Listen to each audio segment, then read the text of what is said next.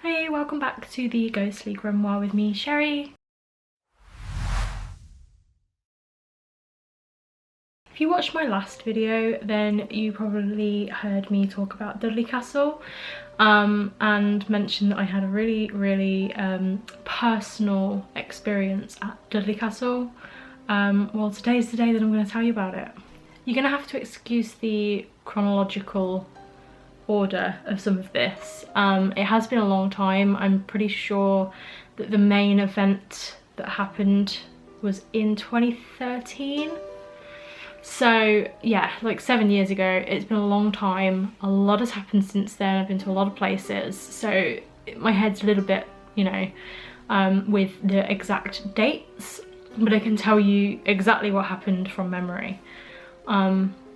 So a little bit of background, I guess, on my team. The team's changed since 2013. It used to be called Two Haunted Venues. We are now called Two Haunted Investigations, and we're kind of on like a hiatus just because people don't really have the money or the time to go out anymore. When we were Two Haunted Venues, we took members of the public out with us. We didn't take a lot of people, so there's a lot of teams in the UK that take the piss big time, and they'll take 50, 60, 70 people into Dudley Castle, whereas we would sort of limit it to maybe 20 people and then try and have sort of groups of 6 or 7 at a maximum in each area to limit how much was going on. Not all teams do that, unfortunately. We never faked anything. I know that it's very easy for me to say that sitting here in front of you now. You don't know me, you've not been on investigation with me, I get that, but 100% we never faked anything. We didn't pull any stupid parlour tricks and have strings attached to things, this, that and the other. It's one of the reasons why I stayed with Two Haunted for so long, because that's just not my gig. The first event I ever went on, I went with a team and they were throwing stones, and it just wasn't for me. It put me off ghost hunting for quite a while, actually, that first investigation that I went on. So yeah, that's not my bag. That's not what our team members are into or enjoy doing, because it's a waste of our time, a waste of your time. So going into this story, please know that we never did anything for views or for fame or popularity or to get rich, because we never made any money off anything that we ever did. We just did it for the love of it. So we had maybe 15 people maximum in our entire group of guests, and team included, on this particular night. And for what I can remember, it was our Christmas special 2013. It was my best friend's first ever ghost hunt. Poor her. She came back afterwards somehow, but it was December 2013, and it was the end of the night, and we always sort of took people into the Undercroft for the end of the night as like a close down, get everybody together. They've all been split out for the whole night. Let's get everyone together in a group. We can have a chat about, you know, what everybody else has experienced, and we can maybe do like a seance or like a group activity to close the night out, while the rest of the team go and take the cameras down and grab the equipment from everywhere that we had around site. So we were doing that. We had loads of cables to tie up and stuff. So Mark, I think, and Neil ran the last section of the night on their own with all of the guests, and we joined them when we'd finished packing up the cars. And as we went in, they were doing either a Ouija board or a seance on a Ouija table. I don't know whether they were doing the Ouija board itself or whether they were just using the table. But there was like 4 or 5 guests and Mark sat around the table at the front, and then in the Undercroft there are pews, like church pews, which was where all the other guests were sat. Some of them had like K2s, one of them had the 𝕸𝖊𝖉𝖎𝖆 doll, and everyone was just kind of, you know, watching what was happening at the front. The team kind of filtered in down the side quietly. We didn't want to disturb what was happening, we just wanted to sort of watch. So I was the first person from the team to enter the room. and as we filed in down the side, there are, if you're familiar with Dudley Castle, you'll probably know this, but at the very front of the room there is a stage, which is obviously where Mark and the guys are doing the seance, and then either side of that stage 2 stone coffins, which we always try to use as an experiment, because there's ghostly goings on that happen if people lie in them. People get pressure on their chest, so we always see if there are any volunteers from the guests that would like to lie in them and see if they feel anything. So there was one guy sat in, or lying down in the coffin directly next to me on my left, then there was me, and then there was I think my cousin who was on the team, Carl, and then Luke, and then whoever else was further down the road from them. Luke was filming, so the video clip that I'm going to insert for you in a short while is actually Luke that's filming, and I'm stood to his left, and then he goes sort of, and you'll see from the video. So as we stood there, I felt a little bit uncomfortable, but I was fine. It was dark in there, and I think that's kind of a natural reaction sometimes when you're on a ghost hunt. The lights are out, and you know, it's a creepy, eerie feeling, so generally you're not supposed to feel comfortable. This was maybe a little bit more unusual for me in this particular instance, but I kind of brushed it off, didn't really think anything of it. The seance continued, and one of the guys that was sat on the table, who was a regular guest, he kind of shook his head a little bit and was like shifting about in his seat, and I can't remember who asked, I think it might have been Mark, who said, are you okay? And he said, oh yeah, I just feel like someone slapped me around the side of the face. So obviously we checked that he was happy and comfortable to carry on. He goes, yeah, totally fine, totally fine. He said it just burns a little bit as if someone slapped me on the face, but you know, it's okay, I'll carry on. Nothing else particularly happened during the seance. We had a little bit of activity on the K2s, but that was about it. And we sort of said, well, let's close out, and let's maybe see if we can get some more of the guests that are sat down to come out, and they can have a go. And I said, can we turn the lights on for health and safety? And as we all sort of stood up and everyone was moving around, and everyone said, yeah, let's get the lights on for health and safety reasons. You can hear Mark say that in the video clip, yeah, let's get the lights on. And there's a bit of a hullabaloo, what's the word? There's a bit of a commotion at the far end of the room, and Luke kind of turns with the camera. They kind of call Luke over with the camera and say, can we get this on camera? And what had happened, Clifford had sat back down, and when the lights came back on, his brother, who was sat next to him, noticed that he had scratches on the side of his face. We know that no one touched his face. We know that he didn't do it to himself. They're also not human fingernail size scratches. You know, if you like accidentally scratch your arm in the night, it's quite a thick, like it's like a millimetre probably if you were to scratch yourself on the face. This wasn't that.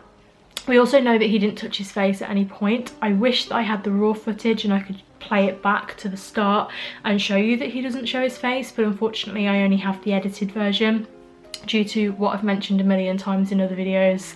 We only used camcorders with tapes, and I don't have access to those anymore. So you're just gonna have to take my word for it. He didn't touch his face, he didn't do this to himself. The camera comes over and you'll see on his face, you know, what happened. Go on, mate.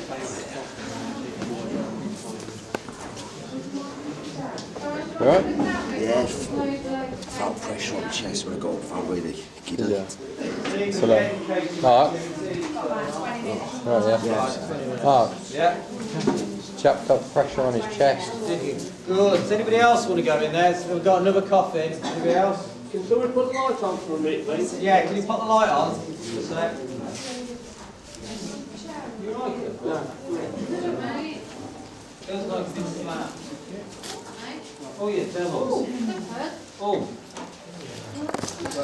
Sorry, Cliff, can we get this on camera? Because that's. I think we need him out. We need to take him to the tea room, and you need to first aid him, right? We need to get that recorded in the accident book. Alright, get him out. Yeah, get him out. Okay.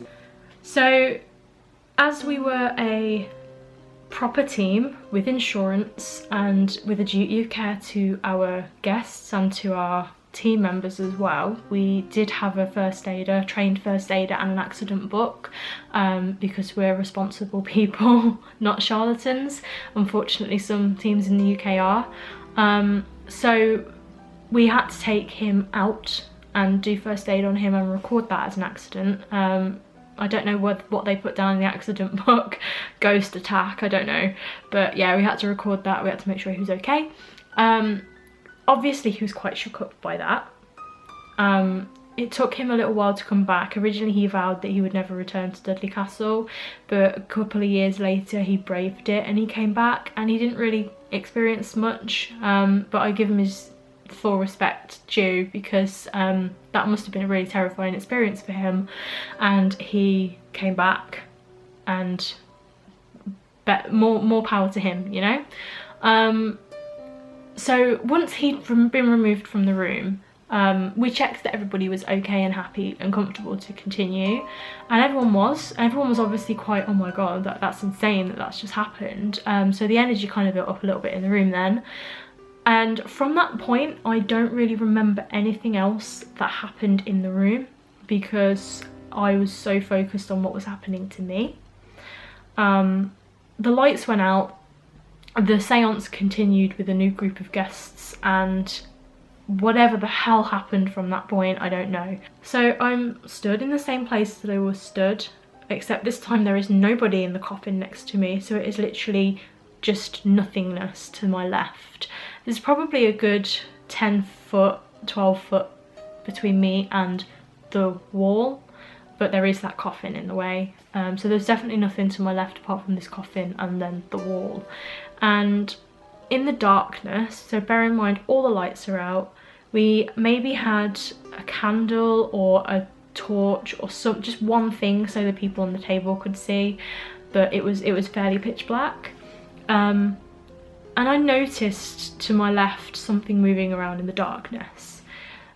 I'm never quite sure how to explain it, and I've never seen anything like it before, so I couldn't even reference it to a known paranormal phenomena. The only thing that I can describe it as is that it was a demonic entity of some kind, which is interesting because I actually don't believe in devils, I don't believe in demons, heaven or hell, angels, any of that. I do believe for the most part in ghosts, and that there is some kind of, whether it's residual energy or something that makes, you know, spirit linger on this earth. I don't know anything else from that point. So for me to say that I think what I saw was demonic is really saying something, because I don't even really believe in them. But this thing was blacker than the darkness. It was, so the darkness was quite dense and dark anyway, because it's an old stone castle crypt essentially, so there was no light coming in, there were no windows in this place, so it was really pitch black. So this thing was darker than the pitch black darkness, and it was a thick black that you couldn't see through, like no light would pierce through it if you were to shine a torch on it, is how I feel. Obviously I didn't try to do that, but that's how I feel that it would be. Like the light wouldn't be able to penetrate how black this thing was. It was kind of skulking around next to me. I couldn't hear it. Like I couldn't hear any movement or anything. But the movement, the way that it moved, felt to me a little bit like Gollum from the Lord of the Rings. Like it was humanoid, but it was small. Smaller than what Gollum would be in the Lord of the Rings, but like that kind of like walking around on all fours, almost like a monkey would walk. And if you've ever played a video game called Kingdom Hearts, I kind of describe it almost like Heartless. So Heartless are pitch black, they're like really black, they're quite small, but they're not really human, but they kind of look like a bit of a humanoid shape, that kind of thing. It's the only way that I can kind of describe it, except it had the face of like a goat, it was like a person, but it was kind of goaty features. And I know that that's such a stereotype when it comes to the devil and demonic stuff because of the whole like goat thing with the devil. That's just the only way that I can think to describe it. The only other way that I think to describe what it looks like is the Bram Stoker's Dracula movie poster, where it's got the two wolf heads and then it's got the Dracula like face in the centre. That Dracula face with the really sharp features where you can tell it's a person's face, but it's not really, it's got very sharp, very in-depth features. That's kind of how I guess I can describe it. The feeling that emanated from this was the most dread and darkness and horrific feeling that I've ever felt in my life. I'd never like to feel like that again. It was as if like the life drained from me. Not like my blood running cold or anything like that. It was like draining my energy. It wasn't doing anything, it wasn't threatening me. I felt threatened in a way, but it wasn't like I was scared that it was going to hurt me. I just was very aware that it was there. And as I turned to look at it, I could see it, but it was as if I was looking at it from the corner of my eye, like from the peripheral vision. But I was actually physically looking directly at it, but it's still, the way that it looked to me was as if I was looking at it out of the corner of my eye. It wasn't there.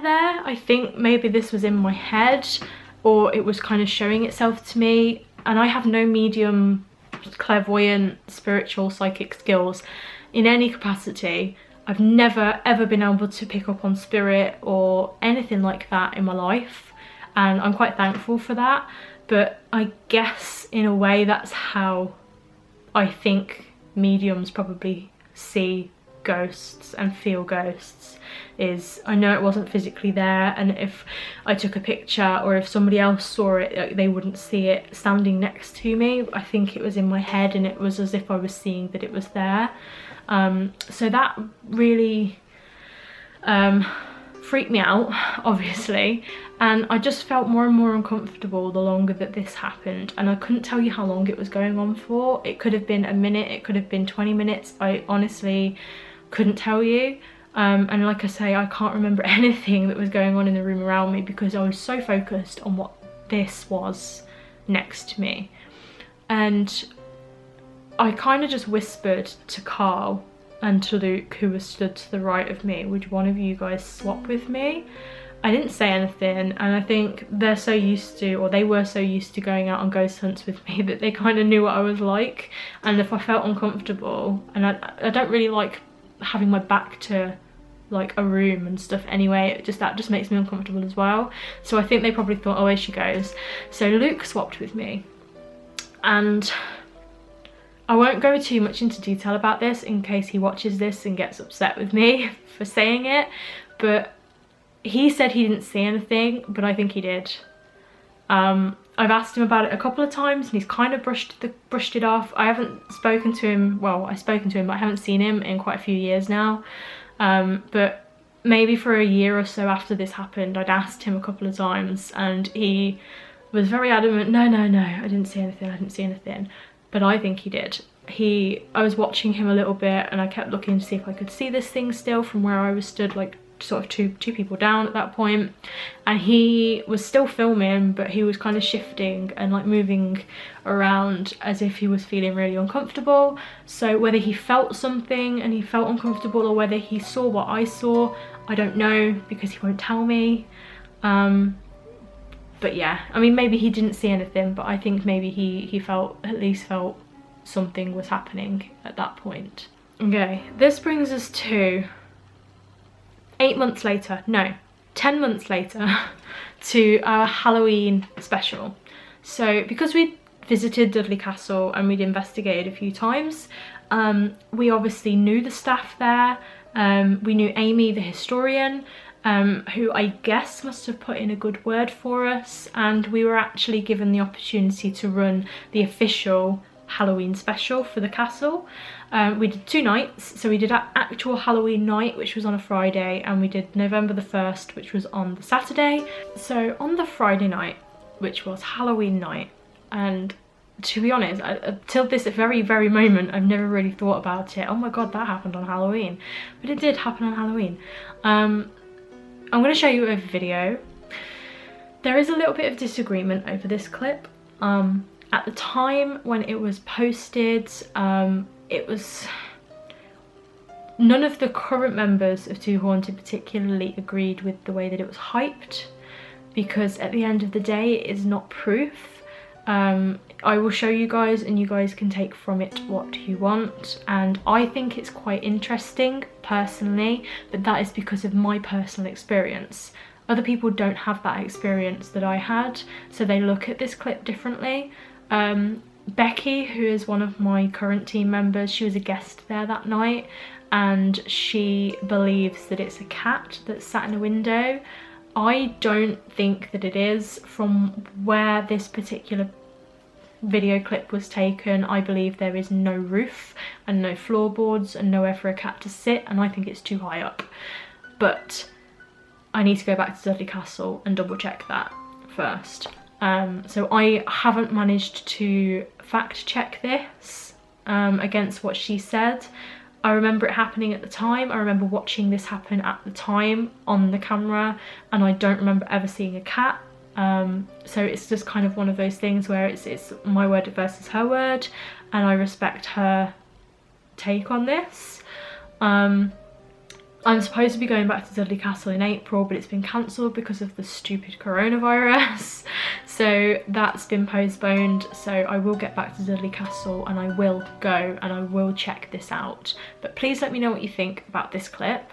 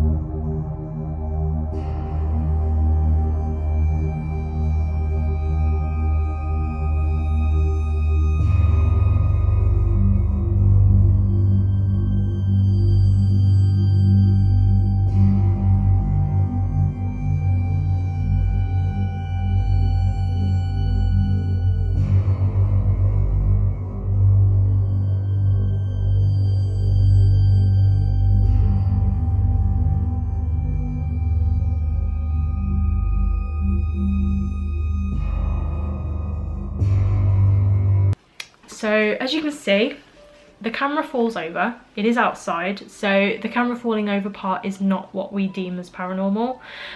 We know that that was the wind that blew the camera over, but it's interesting when it's picked back up and repositioned towards the window.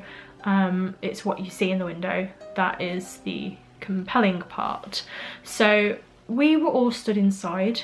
If you're familiar with the Dudley Castle grounds, you'll kind of probably recognise where the camera was positioned. If you're familiar with, you know, UK ghost stories, you might recognise the doorway in the shot from a really famous picture from about 6 years ago, where a family took a photograph from the top of the tower and you can see the grey lady standing in the doorway. That is the reason why we positioned the camera where we positioned it, because that video clip was captured maybe a week before we actually went to Dudley Castle. So it was very much on purpose. We had the cameras linked up to a live feed screen about 7 or 8 meters away through a door, and we were watching it and we saw the camera fall over. Neil ran out, picked the camera up, and went back inside. And when he got back inside, all of us were like, what the hell? And 2 of the guests had been watching as he picked the camera up, and they actually noticed this live. So we had to rewind it when we were there. And we all kind of just lost our shit, basically. That face, that main face, I mean, I know there are 3 circles. I don't think that the other 2 are anything but that middle face. That looks like what I saw in the Undercroft, like 10 months previously. It really freaked me out because, I mean, I didn't really go too much into it at the time with people because I didn't really want to scare the guests particularly, and I was still trying to get my head around it, but to me that face is what I saw. So I was concerned, and I was really creeped out, and I was also concerned that it could move out of the crypt, because I thought maybe, oh, it's stuck in the Undercroft, so I'll be okay, but that obviously proved that it can move around. So I was a little bit freaked from that point, but we kind of carried on and did our thing. And the next night, on the Saturday night, literally all hell broke loose. When we arrived, it felt tense, it felt different. I think all of the team could feel the tension, and we could feel that something in that location felt different. We'd maybe investigated it 6 or 7 times before then, and obviously we'd literally been there the night before. So we were a little bit concerned again, some of us, not all of us, but some of us were a little bit concerned again, that we all seemed to be feeling a little bit on edge and a little bit concerned, and wondering what was going to happen that night. And I think it was for a very good reason that we felt that way. So the night kind of started off and there was not a lot going on particularly. Everyone was doing their own thing, everyone had stuff happening, like stuff was happening, but nothing sort of insane, just sort of the general stuff that you would expect. So a couple of us went outside for a break. 2 of the team members were having a cigarette, and then there was myself and somebody else out there as well, and we were just taking a break, letting the guests do what they wanted to do, and I just elbowed my table. Letting the guests do what they wanted to do, and enjoying themselves, and sort of letting them lead the night, and they decide what they wanted to do and what areas they wanted to investigate. And we had the door open because we had wires running across like the courtyard and stuff, and we heard screaming coming from inside, and we all kind of turned to look at each other like, what the hell's going on, like what are they doing? So I kind of went to the doorway and I shouted in, is everything okay? And I could hear, help, you need to come quickly. So we all kind of went, what the hell's going on? So the guys were putting their cigarettes out, and 2 guests that were brand new guests, they'd never been on investigation before with us, and then 1 guest that we knew came running outside, and they said, we need Luke, we need a man, we need somebody that's got strength, come with us. So obviously all of us went, and unfortunately the only way to get to where we were going was through a freaking maze, so we had to basically like go like this all the way through until we got to this group of people that were all just standing around looking at something on the floor. We kind of like pushed through the crowd essentially, and Mark is lying on the floor. Everyone looks really shocked and really upset and really freaked out, understandably. So we kind of had to find out from them snippets of what happened. And they said that everything was sort of kicking off and they could smell burning, and Mark said it's the Burning Man. If you remember from my previous video, the Burning Man is a spirit from 𝕈𝖉𝖉𝖎𝖆 that, before I joined the team, actually overshadowed Mark.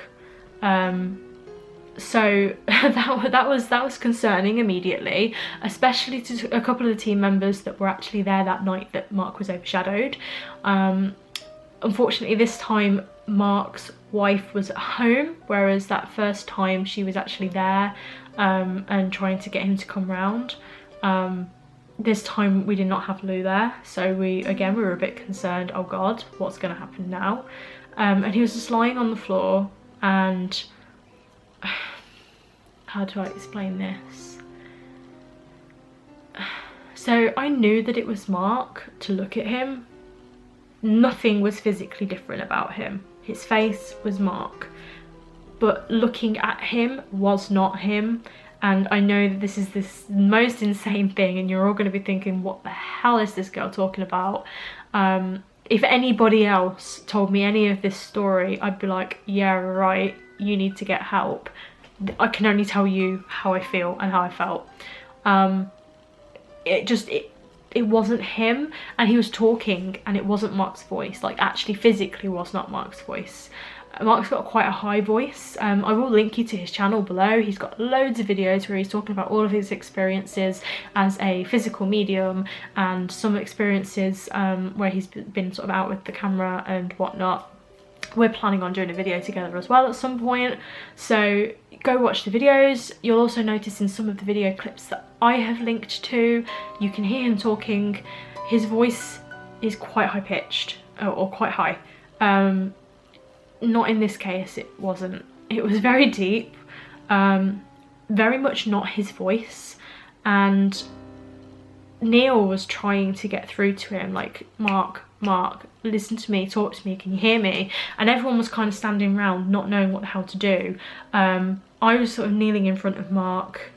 All the guys, we had some male guests that have been out with us quite a few times that are quite strong, and they were trying to sort of like move him and lie him on his side and stuff, and he was kind of semi-lying on his side, and Neil was trying to move his head and trying to like lie his head on something, and Mark started thrashing about, and Neil actually cut his hand open on the wall because of how much Mark was resisting. And it was really upsetting actually to witness, especially because we were friends. All of the team were friends with each other. We hung out with each other outside of our ghost hunting as well. We would go away as a paranormal team and stay overnight in places and stuff. So somebody that I work with very closely and somebody that I was friends with, to see them in that way was quite upsetting actually. And yeah, so for him to have hurt Neil and him to potentially hurt a guest is so out of character for him, especially because Too Haunted was Mark's baby. He started it up. It was his name on the insurance. It was his money that had been like put into getting the team going, into buying equipment, into, you know, putting deposits down on places. This was his, you know, his life, and he was liable if anything happened, and if anything went wrong, and there's no way that he would risk that for a prank that we didn't even get on camera. No way. Like, he would have at least made sure that somebody was filming it if he was going to pull something like that. There was no way that was faked, and just everything about the situation just felt so extreme and so insane. I have no doubt in my mind that he was genuinely overshadowed. It took 7 or 8 people, and Mark's not a big guy. It took 7 or 8 people to carry him out, and we had to carry him all the way through this bloody maze outside. As we were carrying him, we made the guests stay where they were, and we tried to calm the situation down in there because the guests were obviously really upset. And as we carried him out, you could smell sulphur. Now, sulphur is a supposed sign of a demonic presence, but whether it was actually something demonic or whether the sulphur was the burning man, and like the burning of whatever, I have no background on who this burning man is or was or anything like that, so I can't really place that. But it was so strong, and all of us smelt it, and all of us were like, what the fuck? And we basically kind of just really quickly got out of there. And once we got Mark outside, we had to lie him on the grass because we had nowhere else to put him. one of us had to contact his wife, who was at home with their child. So that was obviously quite an upsetting moment for us to have to do that and contact her, and she was obviously very upset. She was miles and miles away at home and not able to come and help or do anything or be there. So that wasn't a pleasant experience either. It was also our other medium, Jane's, first night with our team as a developing medium, and it was basically down to her to try and cleanse and white light and ease Mark out of that.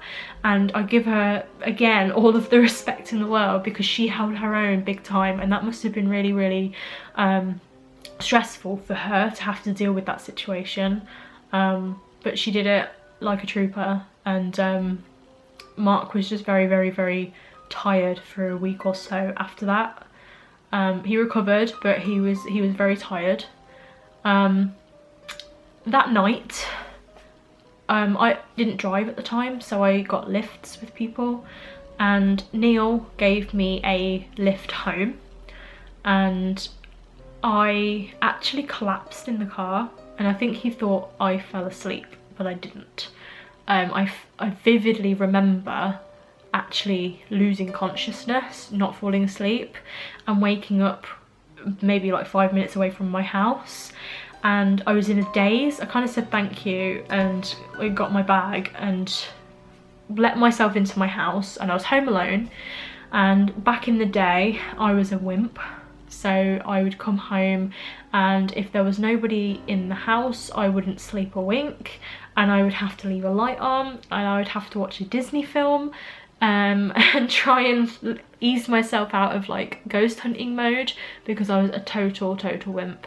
That didn't happen on this particular night. So I got home and my housemate was in Slovenia. My dad, who lived with me at the time as well, was at work, and I knew that there was nobody home. I came in, I got ready for bed, got into bed, didn't put the TV on, and lay in bed, and I remember hearing something clunking up the stairs, and then standing outside my bedroom door, and then moving around a little bit, and I could hear the floorboards moving, and then I heard it go back downstairs, and then a couple of times it came back upstairs and moved around a bit again, and then went again. And I heard this for a couple of times, and then I heard it stand outside my bedroom door, and then I lost consciousness again.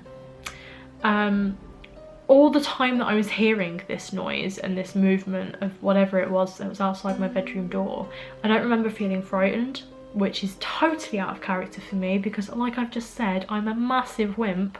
So I was really so I wasn't scared at all. I actually felt euphoric and dazed and high as a kite, really. Yeah, I just felt really like euphoric, and like not like I was in my own body, and just really like dazed. And that's really out of character for me. Still to this day, if I go out doing ghost hunting and stuff, I mean, I can sleep now, it's fine now, but I mean, I probably still would put the TV on, and I still probably would take about an hour to fall asleep. But yeah, so that was weird. And then nothing happened, and then we maybe went back 9 months after that, and that's the last time that we went back, in 2015, and nothing had happened between the time that I heard this thing in my house and the time that we went back. I got ready to go. Mark was actually picking me up this time to take me, and I got to the front door, opened my front door, and as I put my foot out of the front door, just washed over me, and I just felt sick to my stomach, and I felt dizzy, and I had a headache, and it literally like a switch was flipped. The moment that I literally moved my foot or moved my body over the threshold of my front door, like out of my house. So I got in the car and I said to Mark, look, this is how I'm feeling, and this is what's gone on. And he said, okay, well, if you're still feeling like that when we get there, or like when we're setting up, tell me, we will sort it. I will cleanse, I will white light you. I mean, I don't really believe in that, but I try to. He said you need to at least try with this kind of thing because I can't help you otherwise. So I was always quite open to it, at least. So I said, okay, we'll deal with it when the time comes. So we went there. It's maybe like a 50-minute drive from my house, so I felt awful the entire way there. We met up in the pub that is at the very bottom of the like at the gates to get into the actual site. We met up with the team to have something to eat. I couldn't eat anything. Like I ordered a portion of chips and I just couldn't eat them. Still felt terrible, looked terrible apparently. Thanks guys. And then it was time for us to go up. So we drove our cars up the hill, and as we went through the archway, like the gateway into the grounds of the castle, it lifted and it all disappeared off me and I felt absolutely fine. And I have no proof of this, but my theory of what happened is something attached itself to me, came home with me, which is why I felt so weird on the way back. It was in my house and it was confused, which is why it was going up and down the stairs. It must have found a way to settle in and went dormant, or something happened and it left me alone for that time that it was here.